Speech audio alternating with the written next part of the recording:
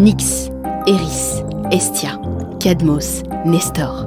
Découvrez les histoires de ces figures méconnues de la mythologie grecque et de leur équivalent romain. Chaque mois, nous nous intéresserons à un personnage différent. Mars rimera avec Nestor, roi de Pylos, doyen des rois grecs ligués contre Troie. Encore enfant, Nestor perdit ses 11 frères aînés et son père tué par Héraclès, à qui il avait tenté de voler les bœufs de Gérion. Jeune homme, il participa à la chasse du monstrueux sanglier de Calydon, aux côtés des plus vaillants héros grecs, dont Jason et Thésée. Au fil des ans, sa renommée en matière d'éloquence et de sagesse se répandit. Il aida ainsi Ménélas à recruter des alliés dans toute la Grèce pour monter la grande expédition contre Troie. Agamemnon lui-même requérait son avis sur la conduite de la guerre. Après la mort d'Achille, ce fut lui qui conseilla d'envoyer des espions de nuit sous les remparts de la ville pour écouter qui les Troyens redoutaient le plus, d'Ulysse, Odysseus ou d'Ajax.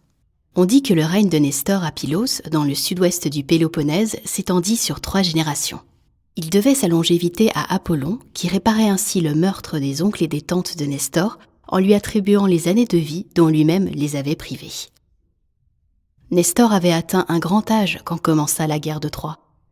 Il fut l'un de ceux qui s'en tirèrent le mieux, connaissant à l'avance le funeste projet d'Athéna de lever une tempête pour engloutir une partie de la flotte grecque. Nestor embarqua avant tous les autres et atteignit sain et sauf Pylos, où il finit paisiblement ses jours. Le fils de Nestor, Antiloque, figura au nombre des prétendants d'Hélène quand les chefs de la Grèce furent invités par Pindare à concourir pour obtenir sa main. Mais il devait périr sous les murs de Troie après avoir sauvé son père dont le cheval avait été abattu par Paris. Le retour de Briséis chez Achille. En fond, vous découvrez ce tableau de Rubens, 1630, montrant Nestor ramenant à Achille sa concubine préférée, la belle Briséis. En la lui arrachant, Agamemnon avait déclenché la colère d'Achille qui se retira sous sa tente sans plus combattre.